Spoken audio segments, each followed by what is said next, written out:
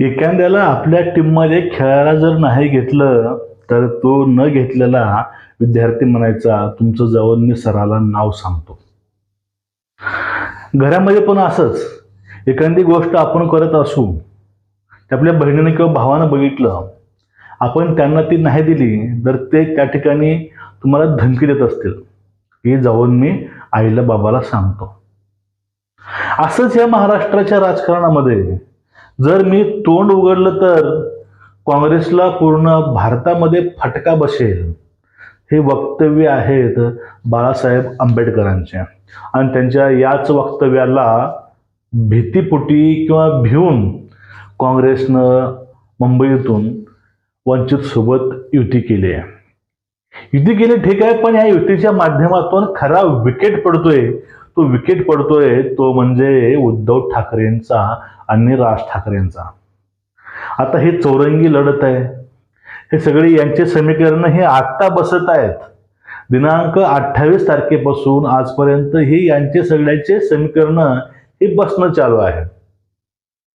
पण नेमकं याच्या मागं करता करविता कोण आहे आणि याचा नेमकं फायदा कोणाला होतोय, आपल्याला हेच या व्हिडिओच्या माध्यमातून आपल्याला यावर चर्चा करायची आहे. मित्रांनो, रामकृष्ण हरी. सर्वांना माझ्याकडनं नववर्षाच्या हार्दिक शुभेच्छा, इंग्रजी ते पण ॲडव्हान्समध्ये. ह्या नवीन वर्षामध्ये तुम्हाला खूप काही वेगळं पाहायला मिळणार आहे. ते महाराष्ट्राच्या जनतेकडनंच आणि ते राजकारणाच्या माध्यमातून.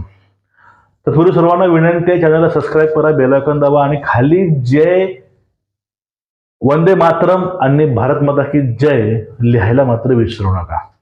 मग काय झालं असं, काँग्रेसचे कांड काय आहेत, काँग्रेसचं नेमकं काय काय काँग्रेसनं धिंगाणा केलेला आहे, हे सगळं आंबेडकरांना माहिती आहे असं आता म्हणावं लागेल. कारण त्यांनी बोललं होतं, जर माझं तोंड उघडलं तर मी सगळंच काँग्रेसचं बाहेर काढतो किंवा काँग्रेसला पूर्ण भारतामध्ये फटका बसेल.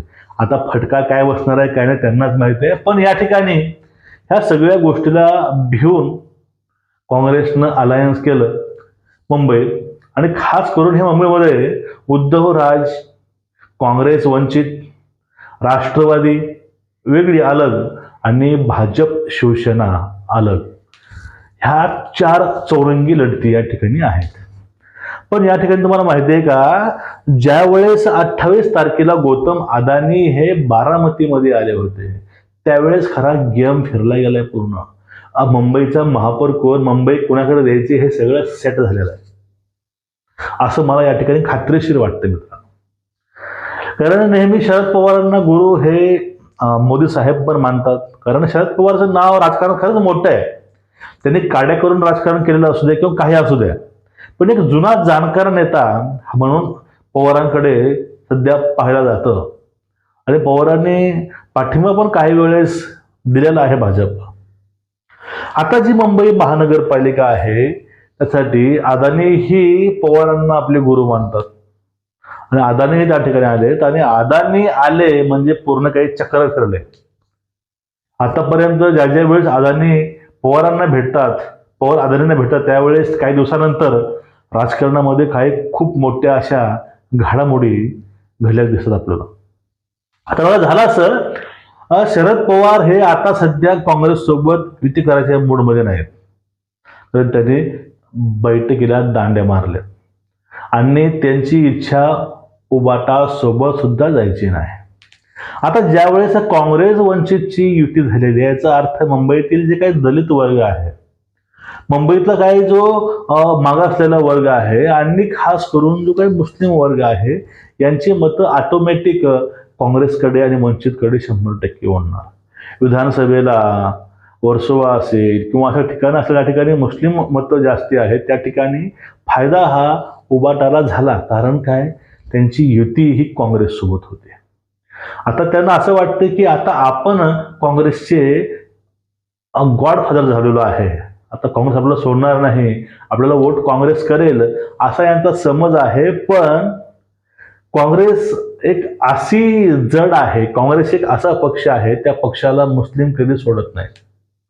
जोपर्यंत त्या ठिकाणी मुस्लिमचा चांगला भक्कम असा नेता नसेल तोपर्यंत काँग्रेसला ते सोडत नाही.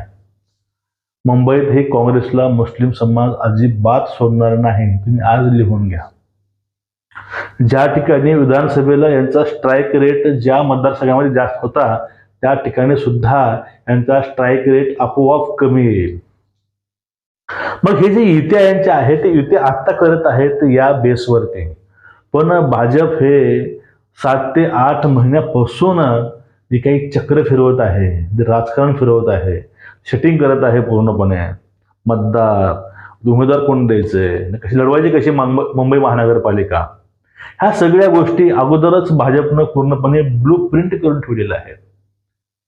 मुंबई ही मराठी माणसाची आहेच, राहणार आहे, यामध्ये वाद नाही. पण हे नेरेटिव्ह ठाकरे बंधू आहेत ते पसरवत आहेत की मुंबई दूर जाईल, मुंबई पूर्णपणे मुंबईला गुजराती चालवतील, ही भीती त्यांना आहे. पण नेमकं गुजरातींना, मारवाड्यांना किंवा उत्तर भारतीयांना कॉन्ट्रॅक्ट कोण दिले, मुंबईमध्ये त्यांचे नेमकं हात पसरले कसे, हेही तुम्हाला वेगळं सांगायची गरज नाही. पण ह्या मुंबई महानगरपालिकेच्या माध्यमातून जे काही राजकारण घडतंय, ह्या राजकारणाचा संबंध हा महाराष्ट्रातून नाही, हा संबंध हा केंद्रामधून चालू आहे. महाराष्ट्रामधून फक्त निवडणूक लढायच्या तयारी चालू आहेत. पण नेमकं निवडणूक कशा लढवायच्या, नेमकं काय काय त्या ठिकाणी होऊ शकतं, याचा सगळा अंदाज अमित शहांना, मोदींना 100% आहे. त्यातच एक परिपाक म्हणजे अदानीचं ते झालेलं भाषण बारामतीमध्ये. उद्धव ठाकरे याचा स्वप्नात सुद्धा विचार करू शकणार नाहीत की यांच्यासोबत जानेवारीमध्ये 16 तारखेला काय घडणार आहे. मुंबईमध्ये दिनांक 16 जानेवारी 2026 या दिवशी, नवीन वर्षामध्ये, जो काही कौल लोकांचा जनमताचा करणार आहे तो खूप वेगळा असणार आहे. आता बघा, पाठीमागे मी एक फोटो पाहिला होता. एक काँग्रेसची नेता, तुम्हाला मी याचं नाव सांगणार नाही कारण ह्या जे घटना आहेत त्या घटना माझ्या समोर झालेल्या आहेत. एक काँग्रेसची नेता, तरुण नेता काँग्रेसची, खास आमदारांच्या आणि जे काही नेते मंडळी आहे यांच्या जवळचा, खूप जवळचा होता. तो नेता इलेक्शनच्या कक्षामध्ये जातो आणि तो बॅलेटवर जाऊन भाजपला वोट करतो. कट्टर नेता हा काँग्रेसी आहे. तो काँग्रेसचा प्रचार सुद्धा करतो, पण तो वोट जाऊन भाजपला करतो. त्याला विचारलं तर तो म्हणतो की माझं वोट मी वाया घालणार नाही. माझं वोट हे हिंदुत्वासाठी आहे, माझं वोट हे भारतासाठी आहे, माझं वोट हे राष्ट्रप्रेमासाठी आहे, विकासाकरता आहे. आम्हाला विकास पाहायचा आहे. तो मुलगा, तो तरुण स्पष्टपणे ही गोष्ट बोललेला आहे. ही खरी घटना आहे. अशा असंख्य घटना ह्या आहेत.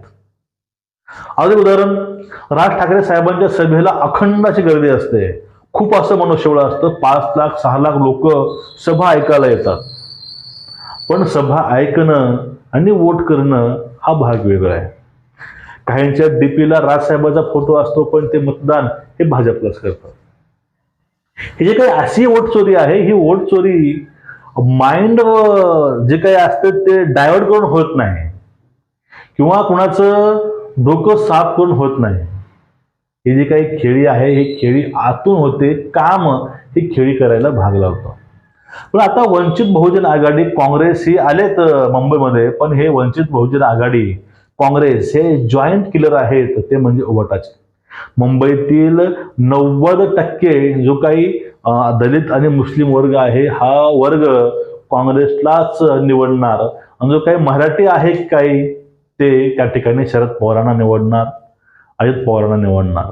आणि या ठिकाणी उरला सुरला वडापाववाले आहेत ते या ठिकाणी कुणाला मतं करतील हे तुम्हाला चांगलं माहिती आहे. या ठिकाणी उत्तर भारतीय असतील, परप्रांतीय असतील, हिंदी भाषिक असतील आणि काही हिंदू प्रेमी असतील, खरेच हिंदुत्ववादी असतील, हे मतं ऑटोमॅटिकली भाजपला करतील. ते मतं अजिबात फुटणार नाही याची सोय या ठिकाणी झालेली आहे. हिंदू मत न फोडणे, परप्रांतीय मत न फोडणे, ह्या सगळ्या गोष्टी अगोदरच सेट केलेल्या आहेत. उद्धव ठाकरेंना उत्तर भारतीय मत मिळणारच नाही, ते कितीही प्रयत्न करू द्या त्यांना गुजराती मत मिळणार नाही, किती प्रयत्न करू द्या. कारण काय, त्यांची आतापर्यंत केलेली राजनीती. उत्तर भारतीय मत न करण्याचं कारण राज ठाकरे पण आहेत. मुस्लिम पाठीमागं नाही याचं कारण राज ठाकरे हे आहेत. म्हणजे एकूणच सुपडा साफ. तात्पर्य, मोरल द स्टोरी, सुपडा साफ होणार. या ठिकाणी वंचित बहुजन आघाडीला कांड हे काँग्रेसचे काढायचे होते. त्याला भीतीपोटी काँग्रेसनं युती केली आहे. ही युती 100% भाजपच्या पथ्य पडणार आहे. या युतीमुळं 100% फायदा हा भाजपला होणार आहे. ही काळ्यावरची पांढरी रेघ आहे, लिहून घ्या. आणि भाजप, शिंदे साहेब यांचं काम 24 तास चालू असतं. यांचं काम 24 तास, 7 दिवस आणि 12 महिने चालू असतं. हे लोकांसाठी काम करतात. हे लोकांच्या विकासाकरता काम करतात. हे सुद्धा लोकांना माहिती आहे. त्यामुळं कुणाला वेड्यात काढायचं, कुणाला काय नाही, हे फक्त बाकीचे जे काही पक्ष आहेत ते करत आहेत. पण काका सुद्धा या ठिकाणी आपला खारीचा वाटा उचलणार.